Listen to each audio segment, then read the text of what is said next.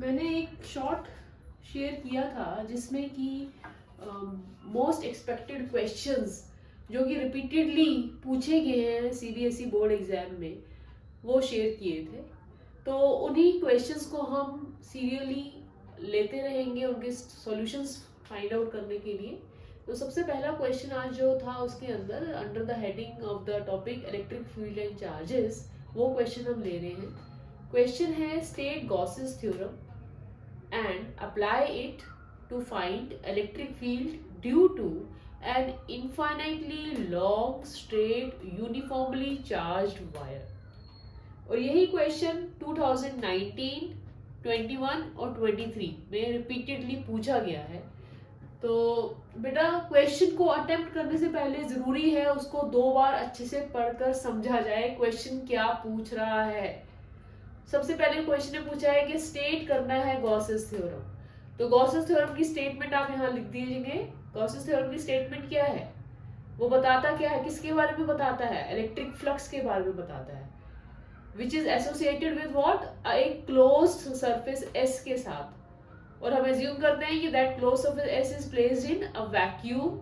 तो हम ये कहते हैं कि total flux which is associated with a closed surface S placed in vacuum is given as 1 by epsilon naught times the total charge Q which is contained या enclosed in that surface S।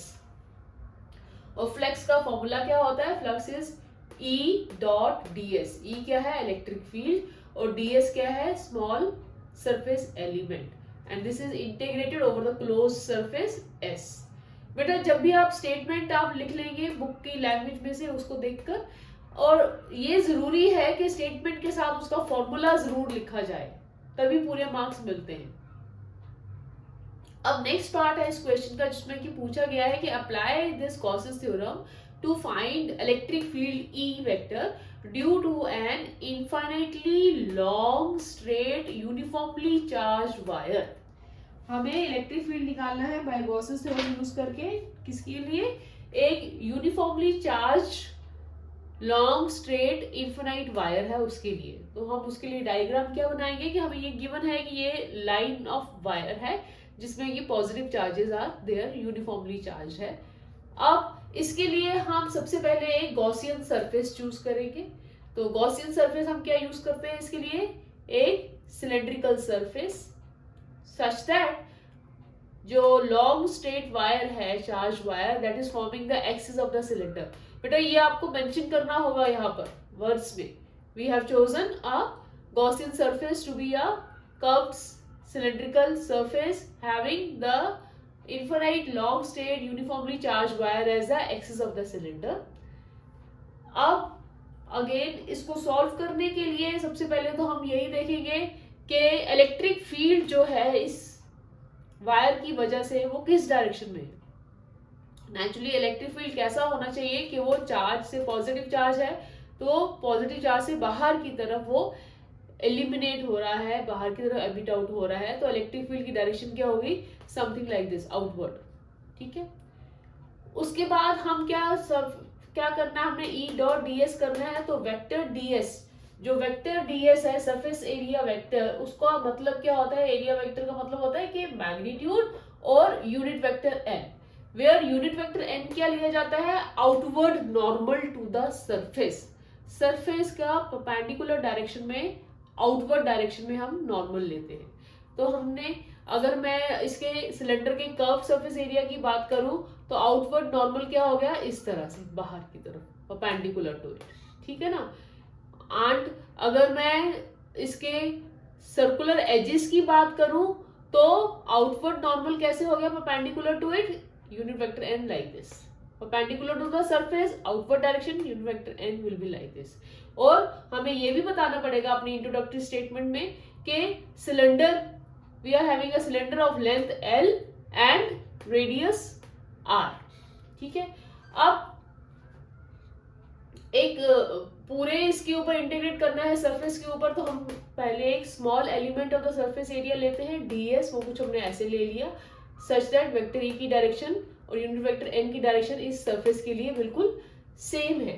That means first we are talking about curved surface area of the cylinder.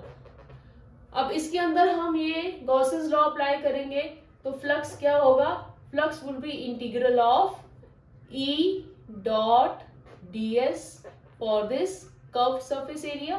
तो ये क्या बन जाएगा, E ds cos of theta. But theta क्या है यहाँ पे, theta over here is 0 between unit vector e and n we can write theta is 0, so cos of 0 क्या हो जाएगा, 1 हो जाएगा। ठीक है, और इसको मैं ऐसे भी लिख सकती हूँ e इंटीग्रल ds, और ds मतलब दिस कर्व सरफेस एरिया, और कर्व सरफेस एरिया का फॉर्मूला क्या होता है 2 पाई r टाइम्स l। ठीक है ना, तो ये तो हमारे पास फॉर्मूला आ गया फ्लक्स का which is associated with the curve surface of the cylinder. पर अभी सिलेंडर का सरफेस एरिया पूरा नहीं कंप्लीट हुआ, क्यों, क्योंकि उसके अंदर ये सर्कुलर एजेस रहते हैं।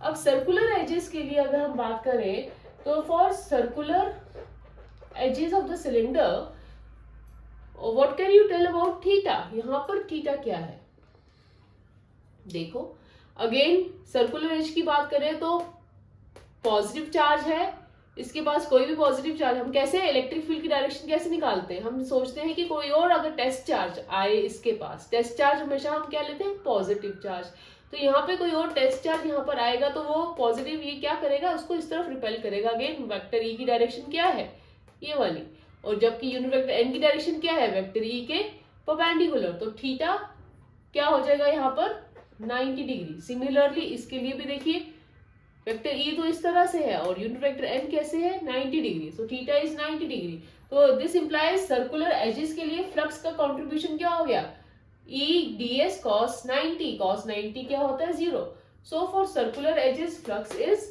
0, right. And we assume that if we are having a linear charge density of lambda for this line of charge, तो we can write lambda is charge per unit length of the cylinder। उस case में हम क्या लिख सकते हैं, this implies जो net charge enclose होगा इस सरफेस के अंदर, इस सिलेंड्रिकल सरफेस के अंदर, वो क्या हो जाएगा, Q will be lambda times some L। अगर इसको हम इसमें फॉर्मूला में पुट करेंगे तो उस सिचुएशन में हमारे पास फ्लक्स क्या आ जाएगा, lambda L by epsilon not, right. और जबकि हमने यहाँ पर E डॉट ds के फॉर्मूला से ही क्या निकाल लिया, flux E times 2 pi RL, L and L gets cancelled and we got, what do we get, the formula for E, and this implies we get E to be equal to lambda upon 2 pi epsilon naught times R, lambda upon 2 pi epsilon naught times R. So this is our required answer, and we can write that here we get E is inversely proportional to R, and remember this is the magnitude of E and direction of E you can always state, that is it is perpendicularly away from the line of charge. So this will be your complete answer.